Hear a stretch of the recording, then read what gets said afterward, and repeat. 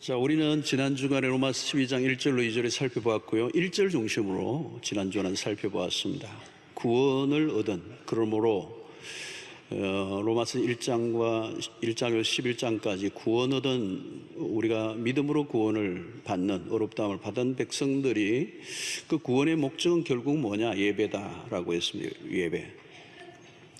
그래서 여기서 예배는 그냥 단순한 어떤 제의적 시간과 공간 안에 드려지는 구약적 개념의 예배이기보다는 우리의 삶의 전 영역에서 드려지는 삶의 예배. 그래서 너희는 너희 드릴 영적 예배다라고 할 때 예배를 영어 성경에 보면 worship이라는 단어도 쓰지만 service라는 단어를 씁니다. 봉사라는 개념, 예배라는 말이 봉사라는 말과 같은 맥락입니다. 우리 삶의 전 영역에 정말 무엇을 하든지 섬기는 자로 주님에게 하는 그 삶 자체가 예배가 될 수가 있습니다. 예배와 봉사는 분리되지 않아요. 그리고 이 삶의 전 영역의 예배자가 되어야 된다. 어떤 우리의 모든 행위를 통해서 하나님께 영광을 올려드려야 된다. 이것이 로마서에서 바울이 얘기하려고 하는 예배입니다. 자, 그러면 2절에서는 우리가 예배자로서 세상 속에서 우리는 어떻게 살아야 될 것인가? 이 교회 공간에, 예배 공간에서만 갇혀 있는 우리끼리만의 예배가 아니라 세상 속에서 살아가는 예배자는 어떻게 살아야 될 것인가를 오늘 2절부터 가르치고 있습니다. 첫 번째 우리의 출발이 뭡니까? 너희는 이 세대를 본받지 말고, 너희는 이 세대를 본받지 말고, 여기 세대라는 표현은 world입니다. 세상, 이 세상을 본받지 말라. 2절을 두고 몇 번에 걸쳐서 말씀을 좀 세분화해서 전하려고 하는데, 오늘 이 부분입니다. 너희는 이 세대를 본받지 말라는. 자, 우리는 이 세상 속에 살아가고 있습니다. 세상을 떠나 세상과 결별해서 살아갈 수가 없죠. 자, 우리가 이 세상에 그리스도인이 살아간다는 것은 이중적 의미가 있습니다. 첫 번째는 세상 속에 있지만, in the world, 세상 속에 있지만 but not of the world, 세상에 속하지 않았다는 것입니다. 세상 안에 살지만 세상에 속한 자는 아니다. 자, 우리는 세상의 시민의 일원으로 살아갑니다. 세상이 악하다고 세상과 결별해서 살 수는 없습니다. 만약 우리가 세상을 거부하고 산다면 세상의 복음은 누가 전할 수 있겠습니까? 우리가 거룩하게 살아야 하기 때문에 세상과 어울리지 않는다면 세상의 구원을 향한 우리의 역할을 회피하는 것이 되는 것입니다. 유만 존 스타터 목사는 이 제자도라는 책에서 아주 기가 막힌 정의를 합니다. 교회는 주변 세상에 대해서 이중적 책임을 가진다. 한편으로는 우리는 세상 속에 살고 세상을 섬기며 세상에서 정인의 역할을 감당해야 한다. 예수님은 죄악 많은 세상의 한가운데 육체를 입고 오셨습니다. 세상의 구원을 위해서. 가끔 극단적 성별 의식을 가진 신자들 가운데 불신자들과 가급적 접촉을 꺼리는 사람들이 있습니다. 악한 세상에 내가 너무 함께하면 내가 오염이 된다는 거죠. 그래서 때로는 우리는 직장에서 회식의 자리를 거부하기도 합니다. 그러나 여러분, 그리스도인이 때로는 회식의 자리에 가야 할 때가 있습니다. 일부러 술자리에 갈 이유는 없지만 때로는 2차 술자리에도 가야 할 때가 있을 수가 있습니다. 물론 이런 얘기에 어떤 분은 귀가 번쩍 뜨리는 무슨 얘기인가? 여러분, 그런 자리에서 술 대신 사이다를 마시면서, 그리고 그 술 먹는 사람들이 그렇게 좋아하는 안주를 같이 축내며 계속 그 안에 참여하면서 그들이 술에 취했을 때 집에다 데려다 주는 역할을 하다 보니 그 친구와 접촉점이 생기며 그를 교회로 데리고 올 수 있는 기회를 갖게 되는 거예요. 내가 이렇게 날마다 신세만 질 수 있나? 나도 교회 한번 가겠다고. 여러분, 복음을 전하는 이 빛의 사명은 뭐냐면 어두움 안으로 들어가야 되는 거예요. 빛이 빛으로만 있으면 그 기능은 필요가 없는 것입니다. 빛이 필요한 이유는 어두움이 있기 때문에 어두움 안으로 들어가야 되는 거예요. 자, 그것이 바울이 우리에게 주는 원리입니다. 고린도전서 9장 22절을 보면 약한 자들에게 내가 약한 자와 같이 된 것은, 술 먹는 자들 가운데서 내가 술 먹는 자와 비슷하게 된 것은 약한 자들을 얻고자 하며, 내가 여러 사람에게 여러 모습이 된 것은 아무쪼록 몇 사람이라도 구원하고자 함이니. 여러분, 우리는 이 약한 세상을 거부해서는 안 됩니다. 이 세상 안에 우리가 살고 있습니다. 자, 그런데 그럼에도 불구하고 우리는 또 다른 역할을 가지고 있습니다. 세상과 전혀 다른 삶을 살아야 된다는 거예요. 이 세대를 본받지 말라고 하신 것은 무슨 의미가 있습니까? 세상의 흐름과 다른 방향으로 역류하는 삶을 살라는 것입니다. 모두가 가는 길을 가지 않고 다른 길을 선택한 사람이 그리스도인이라는 겁니다. 여러분, 주일날 이렇게 나와 예배하는 것 자체도 세상 속에서는 특이한 모습으로 비춰질 것입니다. 토요일까지 열심히 일하고 피곤하고 지치는데 주일날 아침에 일찍 일어나 이렇게 복잡한 교통을 뚫고 2시간, 3시간이 걸려서 예배를 마치고 돌아가는 이 모습은 세상의 사람들이 보기에는 이상한 모습이죠. 때로는 수 없는 봉투가 뒷거래가 오고 가는데도 그 봉투를 받지 않고 거래하는 이 모습은 독특하게 세상의 사람들에게 이상한 사람처럼 보여지게 될지 모릅니다. 그러나 여러분, 세상의 사람들에게 이상하게 보이는 것을 이상하게 여기지 마시기 바랍니다. 세상 속에서 정상인으로 보이려고 하다 보면 하나님의 나라에서는 비정상인이 될 수 있습니다. 우리는 세상과 다르게 사는 게 정상이에요. 예수님의 삶이 그랬습니다. 주님은 그 시대에 가장 비정상인으로 사셨습니다. 그리스도인의 삶은 역설적 삶이에요. 패러독스적 삶입니다. 오른밤을 치면 왼밤을 돌려대라고 하셨습니다. 오리를 가자면 십리를 가라고요? 다 이상한 행동들이죠. 높아지고자 하느냐? 그러면 낮아져라. 때로는 받고자 하느냐? 그럼 먼저 주라. 얻고자 하느냐? 내려놓아라. 약함이 강합니다. 살고 싶으냐? 그러면 죽어라. 이 역설적인 것입니다. 다른 삶입니다. 자, 오늘 1절에서 우리 몸을 하나님이 기뻐하시는 거룩한 산제물로 드리라고 했습니다. 거룩성을 강조한 거죠. 우리가 얼마나 많은 것을 드리느냐가 아니라 거룩성이 제물의 생명입니다. 세상 속에 살아가는 성도로서 중요한 것은 세상에 물들지 않는 것입니다. 고린도서 6장 14절을 보면 너희는 믿지 않는 자와 멍에를 같이 함께 매지 마라. 의와 불법이 어찌 함께하며 빛과 어둠이 어찌 사귀며. 우리는 다른 존재라는 것입니다. 뒤섞일 수 없는, 이것은 어떤 공간적 의미를 얘기하고 있지 않습니다. 우리는 믿음의 길을 걸어갈수록 세상과 얼마나 내가 다른 길을 걷고 있는 자인가를 날마다 확인해야 합니다. 빛과 어둠이 다루듯이 확인한 구별이 되는 것. 하나님은 섞이는 것을 별로 좋아하지 않습니다.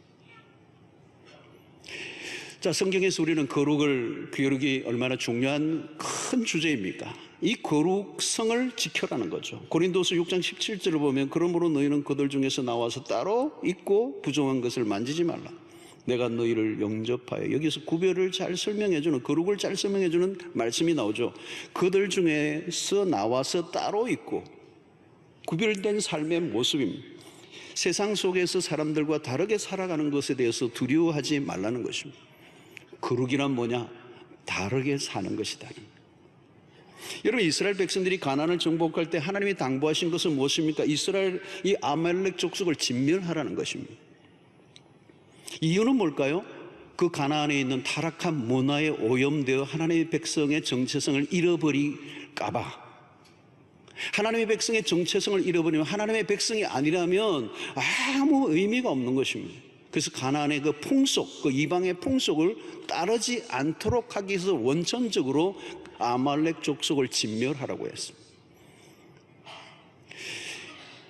요한 1서 2장 15절로 16절을 보면 이 세상이나 세상에 있는 것들을 사랑하지 말라. 누구든지 세상을 사랑하면 아버지의 사랑이 그 안에 있지 아니하니. 이런 세상에 있는 모든 것이 육신의 정욕과 안목의 정욕과 이생의 자랑이니 다 아버지께로부터 온 것이 아니요 세상으로부터 온 것이라. 사도 요한이 지금 무엇을 강조하고 있습니까? 이 세상이나 세상에 있는 것들을 사랑하지 말라라고 얘기했을 때 이 세상은 어떤 것입니까? 그것은 아버지께로 난 것이 아니고 세상으로부터 난 것인데, 그 안에는 육신의 정욕과 안목의 정욕과 이생의 자랑으로 가득한 곳, 그것을 세상이라고 말하는 것입니다. 하나님을 위한 선한 마음이 아니라 인간의 정욕을 따라 살며 하나님에 대한 반역적 태도를 가진 세상, 하나님에 대해서 대적하는 세상, 그 세상을 사랑하지 말라는 것입니다. 그 세상 안에는 육신의 정욕과 안목의 정욕과 이생의 자랑으로 가득 차 있는 하나님의 반하나님적 문화가 세상의 특성이라는 것입니다.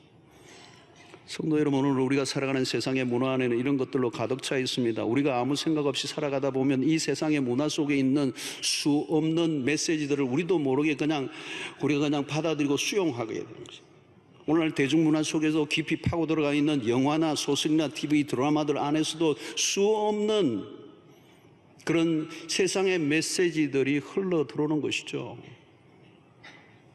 얼마나 많은 여러분 좋지 않은 이 폐륜적 그런 애정 행각들이나 동성애 드라마에 접촉하면서 나도 모르게 경계선이 느슨해지는 것이죠. 오늘날 문화 안에는 결혼하기 전 동거 문화에 대한 상당히 허용적입니다. 결혼을 하기 전에 아이를 낳는 것을 그렇게 부끄러워하지 않은 문화가 이미 되었습니다. 사업을 하면 기본적으로 어느 정도의 뒷거래 혹은 이중계약 등을 묵인하는 문화가 우리의 세상 안에 자연스럽게 배어져 있습니다. 문화라는 게 그래요, 여러분. 이 세상의 문화 안에 마치 우리가 물이나 공기를 나도 모르게 그냥 계속 먹듯이, 여러분이 대기 오염이 요즘 심합니다. 미세먼지 계속 우리도 마시잖아요. 나도 모르게 마시는 거예요. 생각도 없이 마시는 거예요. 그러다 보면 그 미세먼지가 우리 인체에 얼마나 좋지 않은 영향을 끼친다는 보고들이 계속 나오고 있습니다. 요즘은 그런 것도 있대. 이 미세 플라스틱, 이게 그냥 강이나 바다로 흘러 들어가 물고기들이 그걸 먹어서 우리가 이 생선을 먹지만 사실 그 안에는 이런 플라스틱 아주 잔잔한 잘 눈에 보이지 않는 것들이 이 물고기 안에 다 들어있는 거죠. 그런 것들이 우리도 모르게 이 암을 만들어내는, 오늘 현대의 이 암도 마찬가지잖아요. 수 없는 우리도 모르는 발암 물질들 안에 있는 것입니다. 이런 문화가 그런 것입니다. 오늘날 이런 대기 오염으로 해서 환경의 변화가 일어나 온 지구촌에 여러 가지 사건들이 일어난 것보다 더 심각한 것은 뭐냐면 사실은 문화적 오염이에요. 이 세상의 문화 안에는 거짓된 메시지 들어있습니다. 하나님의 존재를 부정하는 세상의 문화의 공격들이 오늘날 우리의 신앙에 얼마나 위협적인 존재로 다가와 있는지 알 수 없습니다. 오늘날 세상의 문화들 안에 우리가 받아들이기 어려운 것들이 많이 있어요. 우리가 중심을 잡고 살지 않으면 그냥 떠내려갈 것입니다. 무방비 상태로 오랫동안 접촉하다 보면 경계심이 없어져 버리고 비판의식이 무뎌지고 나중에 익숙해지고 그것을 다 그대로 수용하는 것입니다.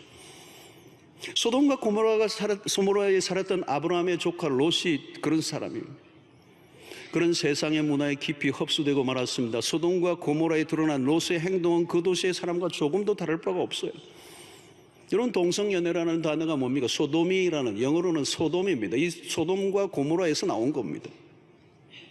롯은 하나님의 말씀을 따라 아브라함과 함께 하나님을 따라 나섰던 사람이에요. 그런데 오랜 세월 그 육욕에 찬 그 유혹에 따라 조금씩 가다가 나중에 어디로 소돔과 고모라 땅에 들어갔고 그 도시의 문화에 깊이 오염되어져서 전혀 하나님의 백성의 됨의 어떤 정체성을 찾아볼 수 없는 롯뿐만 아닙니다. 그의 두 딸도 마찬가지예요.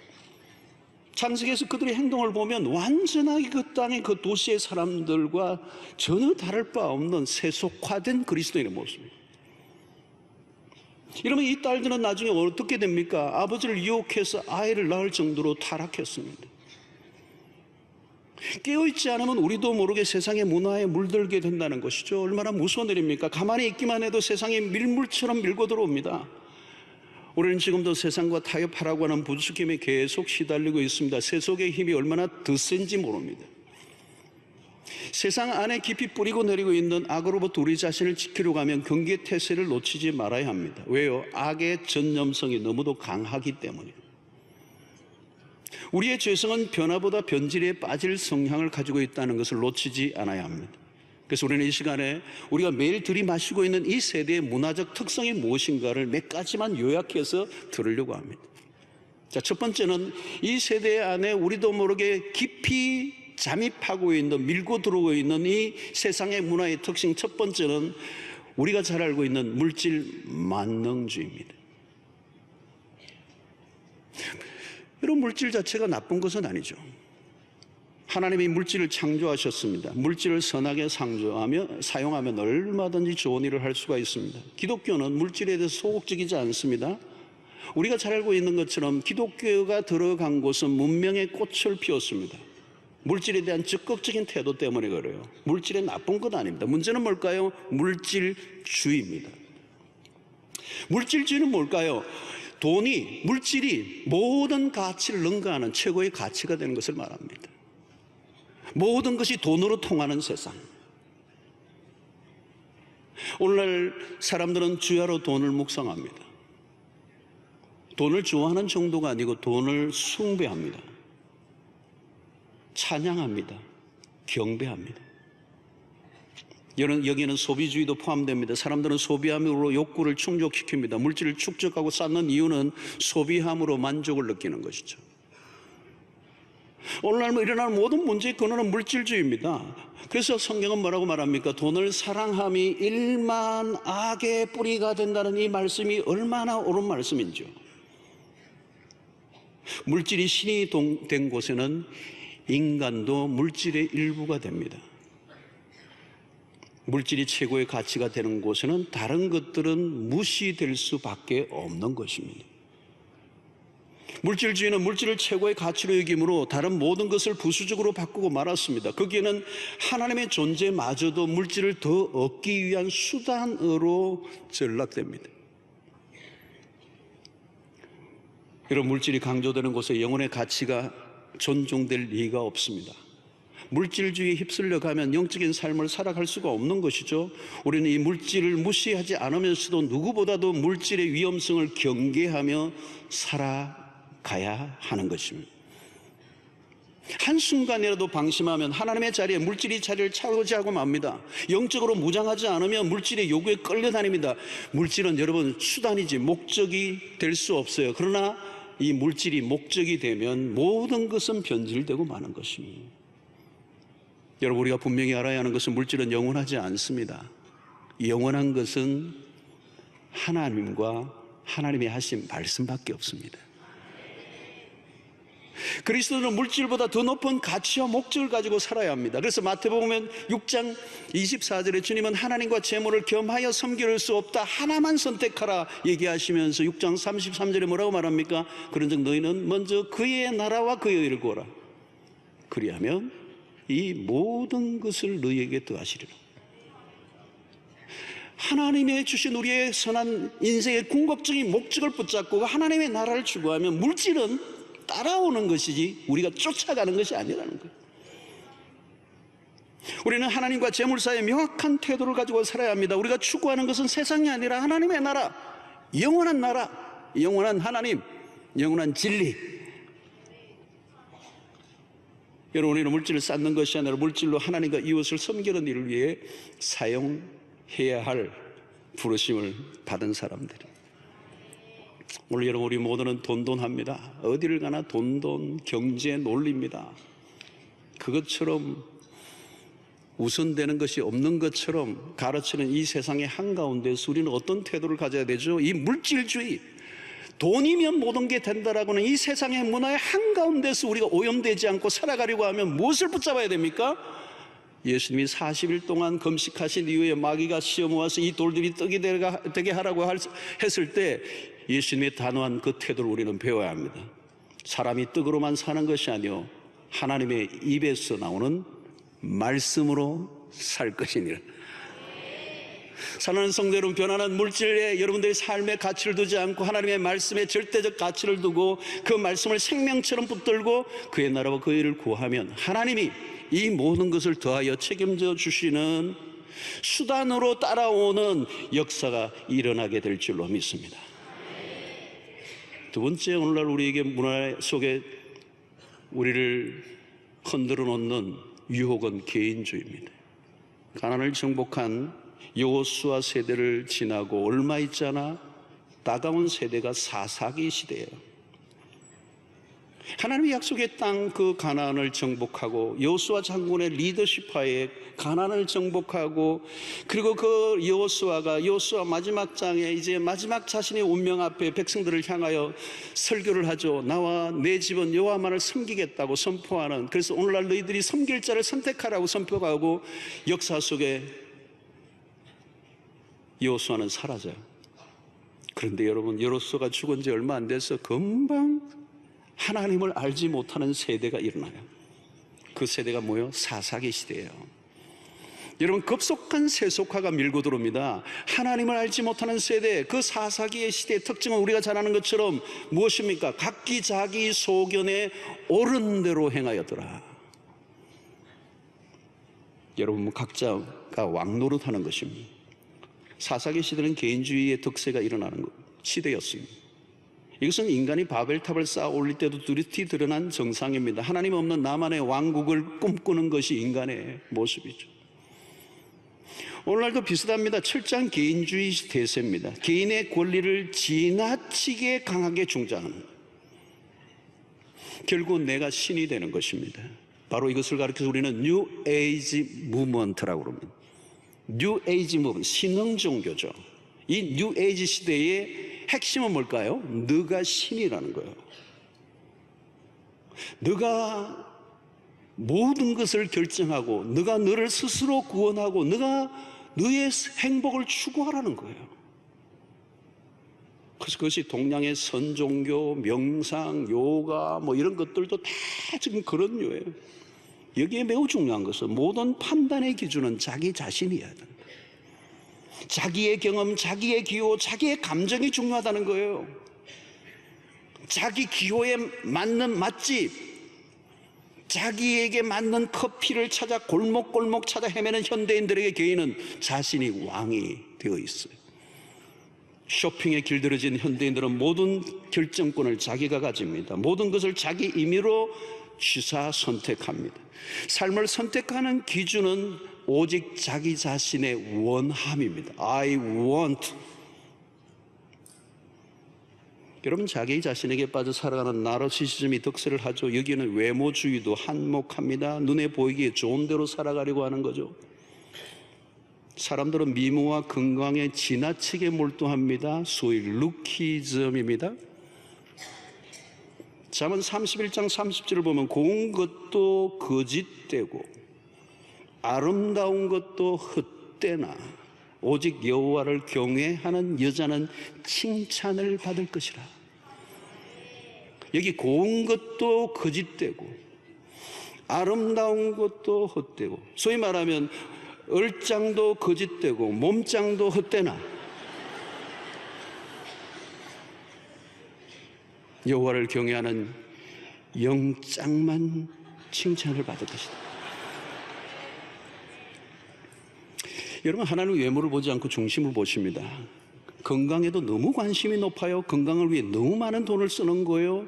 여러분, 나이가 들어서 건강이 약해지는 것은 자연의 순리입니다.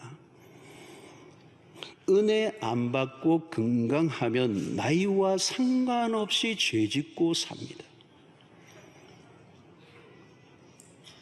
은혜가 지배하지 않고 육신의 정욕이 지배한 노년의 추태는 더 흉악합니다. 여러분, 나를 돋보이게 하고 나를 알리는 자만족형들이 많아지고 있습니다. 유튜브나 인스타그램들을 통하여 자기를 알리고자 야단들입니다. 여기는 뭐예요? 항상 내가 중요한 거예요. 모든 것은 나로 귀결됩니다. 철저히 자아중심적입니다. 나에게 맞는 것인가, 나의 기호에 맞아떨어지는가. 신앙의 세계도 마찬가지입니다. 나에게 맞는 설교, 나에게 맞는 예배 분위기가 아니면 가차없이 거부하거나 등을 돌려버립니다. 개인의 욕망이 강하게 작동하고 거기에 이끌려 행동하는 세대. 하나님에게 초점을 맞춘 것과 거리가 멉니다. 하나님을 기쁘시게 하는 예배보다 나의 기호에 맞고 나의 기도에 충족시키는 설교를 갈망하는 가운데 그곳에는 진정한 예배는 살아날 수가 없습니다. 우리는 현재의 쾌락을 포기하고 영원한 즐거움을 쫓아가야 합니다. 그런데도 불구하고 우리는 나에게 맞는 신을 찾습니다. 여러분, 현대인들의 한가운데는 자아숭배라는 우상의 자리를 잡고 있습니다. 자아숭배, 거기에 빠지면 길을 잃어버립니다. 연약한 인간이 주인이 된 삶은 불보듯 뻔한 것입니다. 예배가 무엇입니까? 하나님에게만 집중하는 것. 왜 우리가 참된 예배자가 되어야 합니까? 인간은 하나님 한 분만을 높여드릴 때 가장 인간다워지고 그 인간은 가장 존귀해진다는 거예요.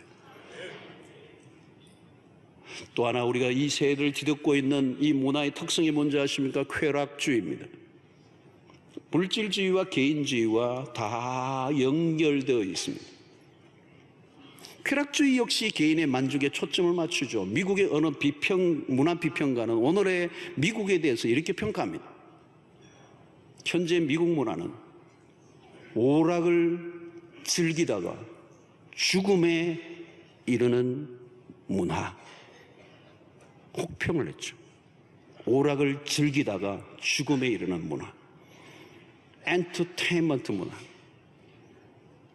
미국의 문화를 대표하는 것이라고 떠오르는 것은 할리우드와 라스베가스입니다. 이런 문화의 특성들은 온 세상에 두루 영향을 미치고 있습니다. 서구의 문화는 오늘날 세상 전체에 깊숙한 영향을 미치고 있죠. 현대 문명은 쾌락주의를 가속화하고 있습니다.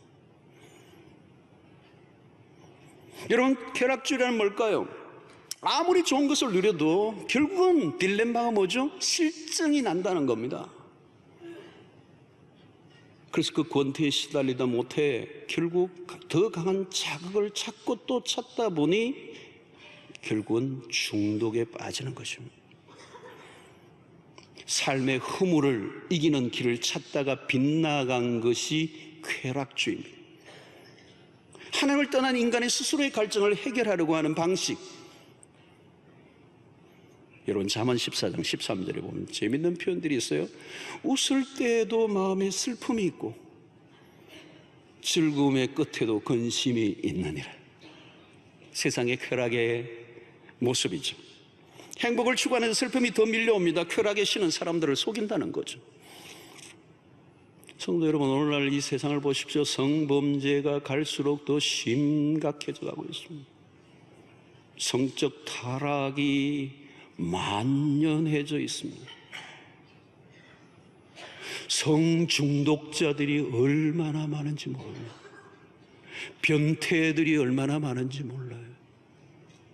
이런 짐승은 언제나 짐승입니다. 짐승은 짐승 이하로 살지 않습니다. 그런데 인간은 인간 이하의 삶을 살 수 있습니다. 심지어 짐승만도 못한 인간이 될 수 있다는 거예요. 슬픈 이야기죠. 여러분, 우리의 문화가 갈수록 더 악해져 갑니다. 갈수록 더 엄난해집니다. 여러분, 하나님이 없는 만족은 이 세상에 불가능합니다. 참된 기쁨과 참된 만족은 하나님 안에서만 가능합니다. 참된 예배자로 살아갈 때 가장 깊은 만족이 주어집니다. 육체적 정욕을 이기는 길은 하나님을 더 깊이 만나는 길밖에 없어요. 쾌락은 쾌락일 뿐입니다. 쾌락은 뭐예요? 즐거움은 짧고 고통은 긴 것이. 모세의 삶은 히브리서 기자를 통하여 우리에게 아주 짧게 요약해주며 우리의 인생의 쾌락주의와 맞서 어떻게 살아야 될 것인가를 가르쳐줍니다.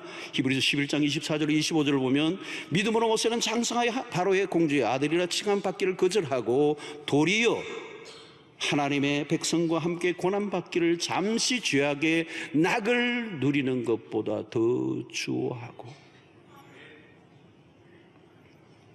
야, 여러분, 이 성경을 보십시오. 잠시 죄악의 낙을 누리는 것보다 하나님의 백성과 함께 고난받기를 더 좋아하고. 여러분, 이것이 우리가 추구해야 될 이 쾌락주의로 가득 차 있는, 즐김의 문화로 가득 차 있는 더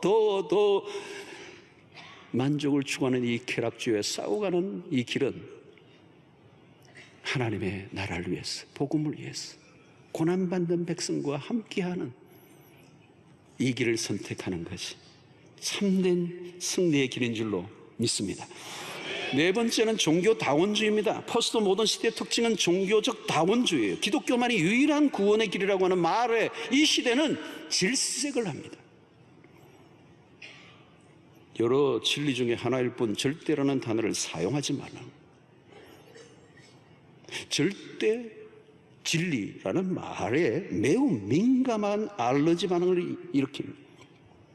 그들은 이 세상의 문화는 절대자 하나님을 점점 받아들이지 않습니다. 강하게 부정합니다. 그런데 여러분, 이 절대를 없으면 어떻게 되죠? 거기에 다원이 오는 거예요. 상대가 오는 거예요. 상대주의가 찾아오는 것이죠. 여러분, 절대를 없으면 어때요? 모든 각자가 자기가 마음에 드는 것을 취사 선택하면 되는 것입니다. 하나님을 부정하면 죄를 규정할 기준이 없어집니다. 각자가 자기 좋은 대로 하면 되는 것이죠. 사람들은 상대주의가 이 시대의 가장 적절한 태도, 지성적인 태도라고 주장합니다. 그래서 이 종교다원주의 시대의 가치는, 핵심 키워드는 관용입니다. 관용. 톨러런스, 불어로 톨레란스. 매우 매력적이고 지성적이고 고급스러워 보입니다. 나만 옳다고 하는 것은 야만적이라는 것입니다. 상대의 소리와 주장에 귀를 기울여 주라는 것입니다. 관용이란 좋은 거예요. 그러나 문제는 무조건적 관용. 누가 무슨 짓을 하든지 그것을 함부로 죄라고 규정하거나 비난해서는 안 되고 존중해 주라는 것입니다. 그 남자가 또 다른 남자를 데리고 와서 같이 살겠다고 해도 그 사람의 것이라고 존중해 주라는 거예요. 개인의 성적 취향을 존중해 줘야 한다는 것은 맞습니다. 그러나 하나님보다 개인의 취향과 기여를 더 중요하게 여기기는 것은 문제가 있습니다. 특히 요즘은 성률에 의해서 변화가 매우 빠릅니다. 결혼 바깥에서의 성적 이탈이 심각합니다. 가정제도가 흔들리고 있습니다. 절대적 하나님의 존재를 부정하면 인간의 방종을 막을 길이 없습니다. 절대적 진리를 부정하는 곳에는 기준이 한없이 낮아지죠. 어느 정도로 낮아집니까? 사실상 기준 자체가 해체되어 버린 것입니다. 모두 자기 마음대로 살라는 것입니다. 눈치 보지 말고 자기가 좋으면 하라는 거예요. 그게 최고라고. 여러분, 여기에서는 다른 사람에게 예수를 믿으라고 강요도 하지 말라는 것입니다. 전도를 경멸스러운 태도로 취급하는 세상이 이제 오고 있습니다. 이것을 법제화해서 막을 날이 올지도 모릅니다. 이미 서구의 사회 속에는 전도하는 행위 자체를 공개적으로 한 것을 법으로 막았어요. 강요하지 말라는 거예요. 여러분, 예수 그리스도만이 유일한 구원의 길이라고 주장하는 것은, 이건 우리의 주장이 아니고 인간이 만들어낸 것이 아닙니다. 기독교의 우월을 드러내기 위해서 의도로 만들어낸 어떤 이념도 아닙니다. 이 말씀은 성경의 진리입니다. 요한복음 14장 6절에 예수께서 이르시되 내가 곧 길이요 진리요 생명이니 나로 말미암지 않고는 아버지께로 올 자가 없느니라. 여러분, 요한복음 14장 6절을 이건 어마어마한 얘기, 예수님이 직접 하신 말씀이에요. 내가 곧 그 길이요, 유일한 그 길이요, 유일한 그 진리요, 유일한 그 생명이다. 다른 길이 없다는 거. 타협할 길이 없어요. 여기는 진리는 진리라는. 오늘날 세상 안에 있는 이 밀고 들어오는 이 사조와 주의에 대해 우리는 경계를 늦추지 않아야 되는 것입니다. 오늘 급속한 변화가 일어나고 있습니다. 고도의 세속 사회입니다. 우리는 눈만 뜨면 우리는 세속 사회 안에 들어가 있는 것을 봅니다. 여러분, 유럽교회의 몰락은 세속화의 영향이 큽니다. 기독교가 하나의 종교 문화로 전락하고 복음의 본래 정신을 잃어버리고 나니까 세상 속의 교회는 파묻혀버리고 말았습니다. 기독교의 고요함을 포기함으로 타락한 것이죠. 여러분, 신자의 타락이란 무슨 중대한 범죄를 지르는 것이 아니라 세상과 같아지면 그건 타락이에요. 바울은 구원받은 그리스도인들을 향하여 왜 너희는 이 세대를 본받지 말라 명령했는지 오늘 우리는 이 시대 속에 아주 깊이 묵상해 보아야 합니다. 성도 여러분, 본받는다는 것, 똑같아진다는 것, 다르게 표현하면 동화된다는 것. 우리는 이 세상의 사람들과 같아야 마음의 평안을 느낀다면 문제가 있습니다. 여러분, 아이들은 옆에서 누가 하면 그냥 따라하죠.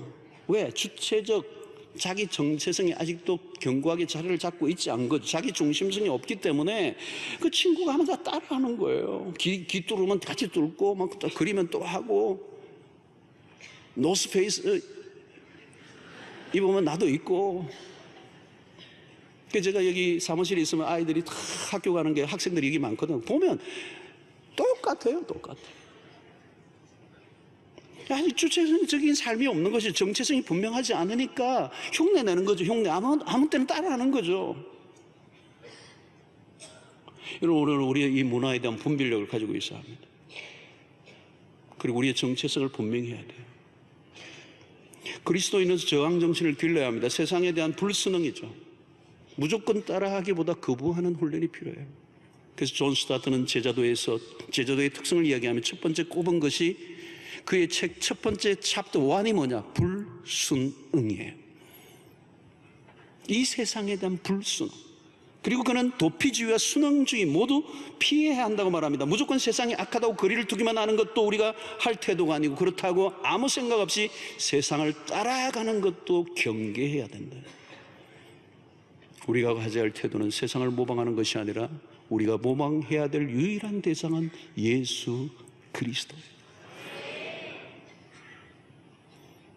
여러분, 우리는 길을 잃지 않고 오직 바라볼 대상이신 그리스도를 주목해야 합니다. 세상에 대한 분별력 없는 추종을 경계하고 그리스도를 바라보고 그리스도가 걸으셨던 그 길을 따라가기로 결단한 여러분들 되시기를 축원합니다. 그리스도는 세상에 뒤지지 않게 노력하는 사람들이 아닙니다. 우리가 노력하는 것은, 해야 하는 것은 세상과 다르게 사는 법을 배우는 것. 구원받은 우리는 삶의 목적이 달라졌습니다. 돈을 버는 방식과 목적이 달라야 합니다. 자녀들을 양육하는 방식도 달라야 합니다. 자녀들이 공부를 해야 할 목적은 성공이 아닙니다. 너 공부 그렇게 안 해서 어떻게 먹고 살래? 그렇게 해서도 안 돼요. 자녀를 양육하는 단순히 사회적 출세가 목표가 되거나 혹은 먹고 살아가는 것이 삶의 목표의 전부가 된다면 그건 성경적 가치가 아닙니다. 그건 세상의 문화에 익숙한, 세상의 문화에 순응해버린 하나님의 자녀로 키우는 것이 아니라 세상의 자녀로 키우는 거고, 마침내 그런 가치로 자녀를 키우면 세상에 우리의 아이를 다 빼앗겨버리고 마는 것이죠. 세상에 맡겨버리는 것입니다. 우리는 하나님의 자녀를 위탁받아 키우고 있습니다. 당연히 하나님의 아들을 올려드려야 됩니다. 만약 우리가 세상을 쫓아간다면 우리 아이들은 악착같이 경쟁하고 살벌한 전쟁을 치러야 합니다. 그러나 우리의 목표는 하나님의 나라의 백성으로서 하나님의 통치 속에 하나님이 하라고 하신 그 일의 소명자로 살아가도록 가르쳐야 될 책임이 우리에게 있습니다. 우리가 궁극적으로 추구하는 세상은 이 땅이 아닙니다. 우리가 추구하는 세상은 하나님의 나라, 이미 임한 하나님의 나라, already. 그러나 not yet, 아직 임하지 않은 하나님의 나라 사이의 이 긴장 속에 살아가는 우리가 이제 점점 가까이 우리에게 다가오는 그 하나님의 나라를 바라보면서 이 세상은 다 사라질 것이지만 완성될 그 하나님의 나라가 점점 가까이 오는 걸 알고, 오늘 이 시대 속에 우리가 추구해야 될 것은 하나님의 나라 백성으로서의 정체성을 지키며 세상에 오염되지 않고 우리의 고유한 복음의 정신을 지켜내는 신자로 살아야 되는 것입니다. 영국의 청교도들이 미국으로 간 이유는 뭘까요? 그들은 신앙의 순수성을 지키기 위해서였습니다. 영국에 가서 영국의 청교도들이 그들이 얼마나 순수하게 신앙을 지켜내려고 힘썼던가를 제가 역사의 현장에 가서 본 적이 있습니다. 그들은 미국을 가서 미국의 신앙의 신수성을 지키려고 했어요. 청교도들은 이 주의를 지키는 것들, 예배, 기도 생활, 경건 생활, 거룩한 삶을 매우 강조합니다. 심하다 할 정도로 경건의 삶을 위해 힘을 썼습니다. 한국 선교 초기에 우리나라에 온 언더우드 아펜셀러 선교사 같은 분들은 이 청교도의 신앙에 영향을 받았던 분들입니다. 그들은 한국교회에 아주 좋은 기여들을 했어요. 그런데 지금 미국은 신앙의 정절을 잃고 그 생명을 지켜 신앙을 지켰던 조상들의 정신들이 사라져 버렸습니다. 미국은 세속주의의 상징적인 나라가 되었고 복음을 수출한 나라가 이제는 타락한 서구의 문화를 온 세계에 전파하는 역할을 하고 있어. 사랑하는 성도 여러분, 구원받은 성도들이 요구되는 첫 번째 우리의 미션은 예배예요. 예배에 있어 중요한 것은 거룩성입니다. 누가 예배를 드러내라는 거죠? 이 세대를 본받지 않는 복음의 순수성을 붙잡은 그런 하나님의 백성들이 참된 예배자가 될 수가 있습니다. 세상은 우리가 찾는 것을 결코 주지 못해요. 세상을 쫓아가면 곧 절망을 경험하게 될 것입니다. 우리는 이 세상이나 세상에 있는 것들을 사랑하지 말아야 합니다. 하나님을 대적하는 세상의 문화에 불순응하고 주님의 말씀에 전적으로 순응하는 삶을 살아가는 여러분들 되시길 주의 이름으로 축원합니다.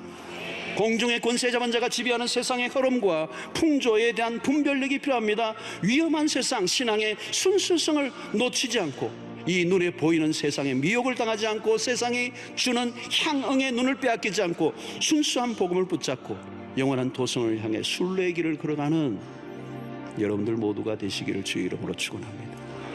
예배에 생명을 거십시오. 예배에 집중하십시오. 삶 전체가 예배가 되어 세상에 의하여 변질되는 것이 아니라 세상을 변화시키는 변화의 주도자로 승리하는 여러분들이 되시기를 주의 이름으로 축원합니다.